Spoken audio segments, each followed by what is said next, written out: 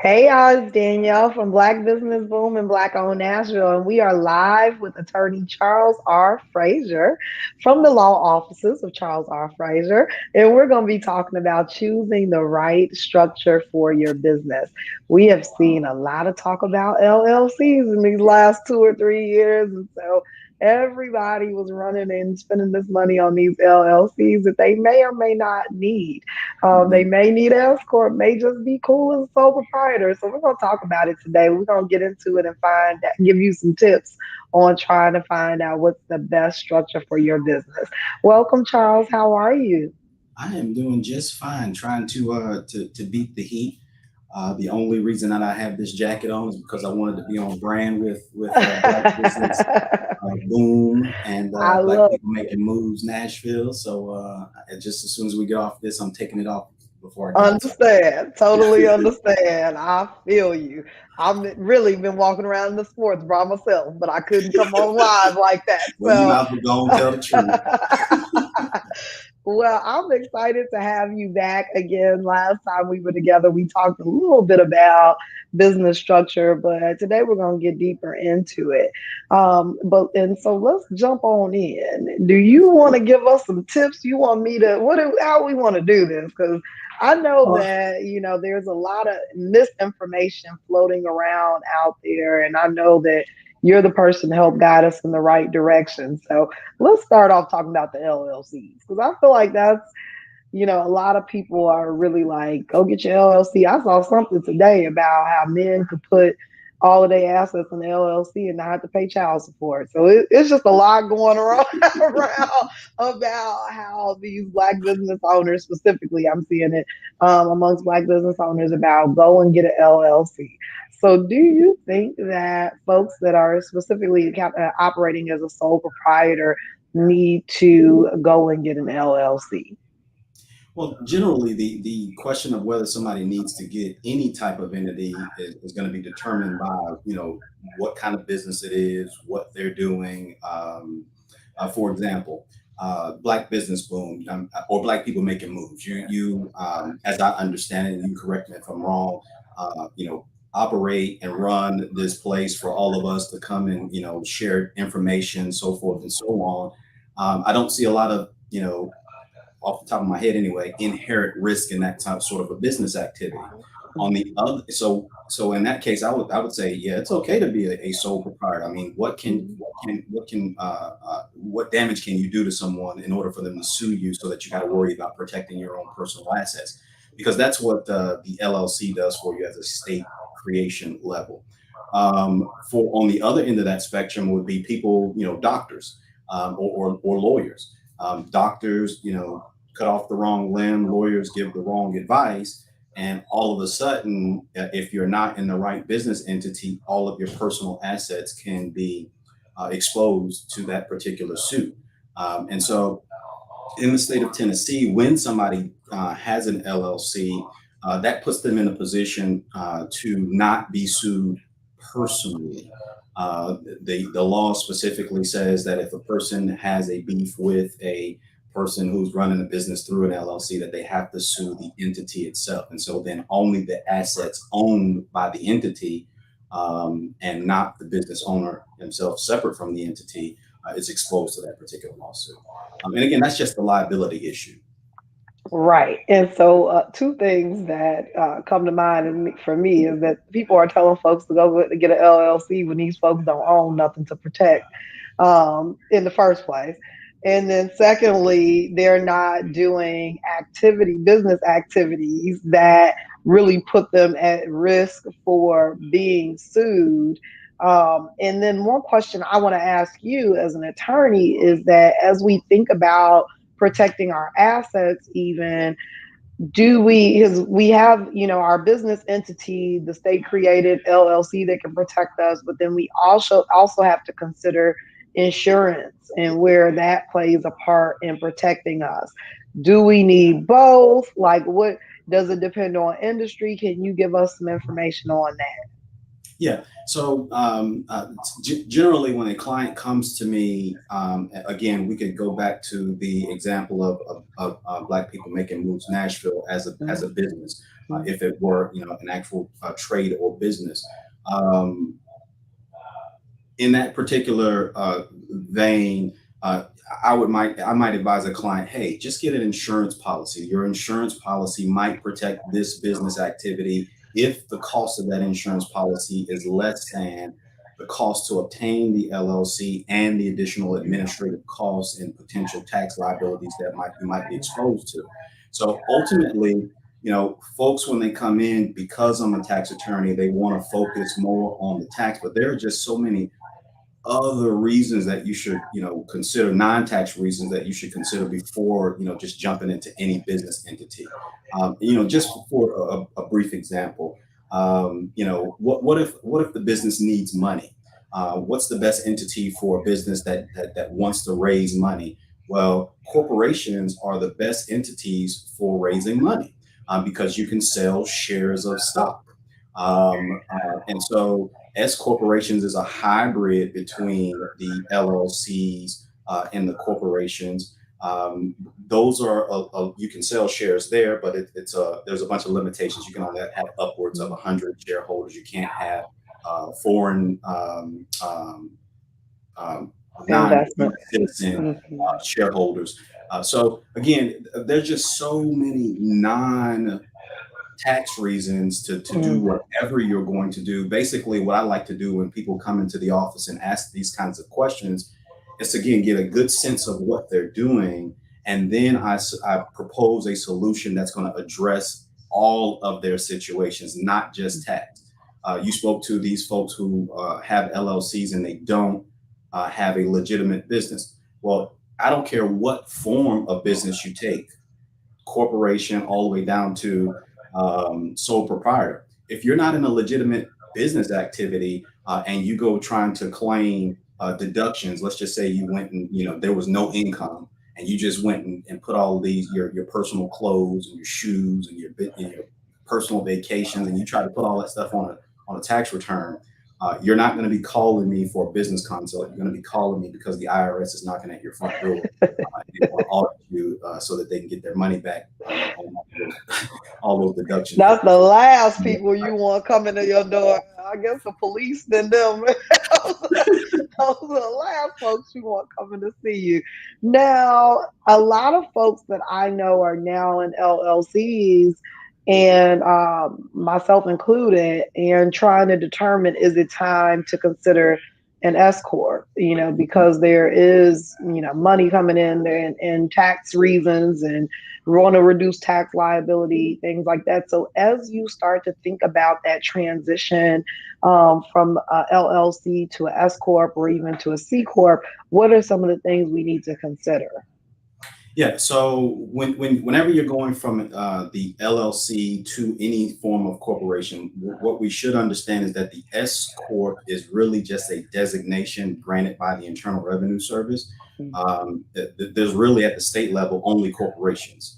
And then when you'll file a form with the federal government and have them treat you as an S corp. What are some reasons, potential tax reasons that you might use an S corp as opposed to an LLC? When you're in an LLC, all of the income flows through to the ender, and all of that income is subject to self-employment tax. Whereas if you have an S corporation and you are an employee of your S corporation, only your wages or salary is subject to that self-employment tax, and any other profits of that particular entity wash through, not subject to self-employment tax.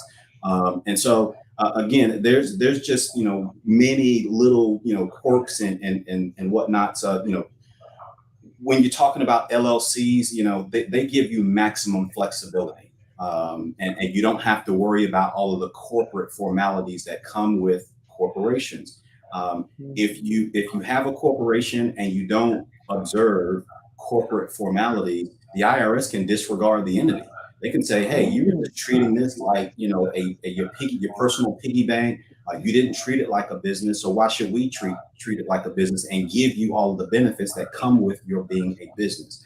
Um, so people can get into LLCs and they don't have to worry about all those corporate formalities, and so that it makes it to where they can move, very easily, making decisions in their business without having to record them, without having to have annual meetings, without having to vote, without having to do all of this other stuff that you have to do in corporations.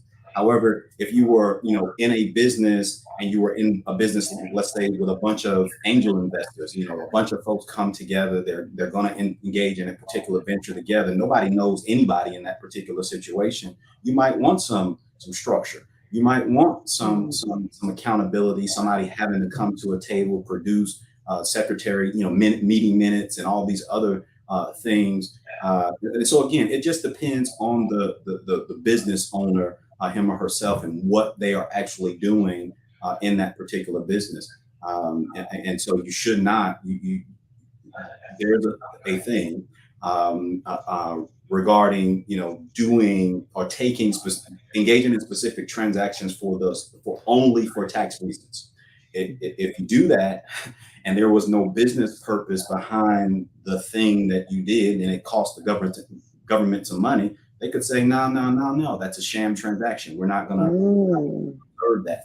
There was no real business purpose there. You just did it so for the sole purpose of getting some sort of tax benefit. So people want to be careful about that kind of stuff. I love it. I love it. This is great. One other type of entity that I don't hear a lot of people talk enough about is the partnership, Hmm. and what that looks like. And even documenting that partnership, and are you covered as a partnership, and the difference between a partnership and a limited liability partnership. Can you talk to us a little bit about the things that we need to consider if we're considering going into some sort of partnership agreement? Yeah. So people who are in business alone, sole proprietors.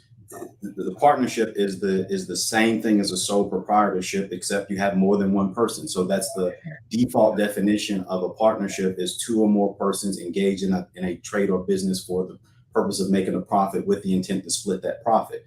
So if that is happening, I don't care what you call it, that's a partnership. And so one of the things that some people don't understand is when they get into a partnership, and we'll just call it a general partnership, and you just alluded to the different flavors of partnerships. So all general partners are on the hook, just like a sole proprietor, for all of the debts, liabilities, obligations of the entity. And so general partners have unlimited liability. They can get sued, and not only are all of the assets of that particular business exposed to that particular liability, but their personal assets as well. Well, if you were going to go into a partnership and you were just an investor, and you came to me and you said, "Hey, I just want to invest in this business. I'm not really going to, be in there helping make decisions and all that." I would say, okay, you need to be a limited partner. And what's the difference between a general and a limited partner? Limited partners' exposure is limited to the amount that they have invested. That's it. And so, those guys and gals are not on the hook for all of the debts and obligations of the general partnership, just like the general partners are. So again, those are just two flavors a partnership is a flavor, is a different type of sole proprietorship. It's all it Hmm. is. Um, you know, Whenever you're in a partnership, you have to, kind of be considerate about how those things are reported for federal tax purposes. Partnerships don't file tax returns with the, federal government. They file information returns. So the Form 1065 just aggregates, pulls in all of the revenues and expenses of a particular business. And if there's profits left over, then K1s go out to those individual partners. And that's what's reported on those individual partners, individual income tax returns on 1040s. So the 1065 is only an information return. It just tells the Internal Revenue Service what this fictitious entity, the partnership, brought in income and expense wise, and then the partnership agreement, which some people, believe it or not, don't have. And I, That was my next question, Charles. Because listen here, I done been in partnerships before, and so as I'm teaching these things at Tennessee State, like that is the main thing that I drive home to my students is like, get it on paper. Tell who is responsible for what. Can you bring in new partners? How are the profits split? What happens if there's a deficit? Like what all of those things need to be outlined in your partnership agreement. And a lot of folks are moving without that. And and it can again, be a mess. so the sole proprietorship is you can do that, and that's fine because can you really have a disagreement with yourself? Sure. But is it really going to cause much, problem if you got a disagreement with yourself? No.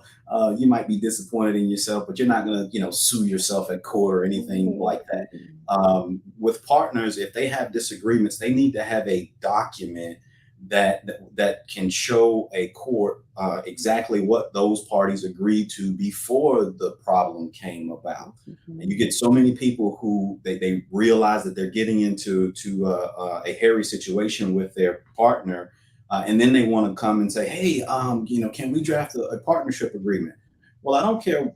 I can draft it, but is the other party going to sign it? Because I'm pretty sure you're going to want me to draft in provisions that's going to now protect you against the thing that now exists, and that other person is not going to agree to that. So everybody should have a partnership agreement immediately. I mean, the same thing with LLCs. If you got multiple members in a particular LLCs, you need to have operating agreements.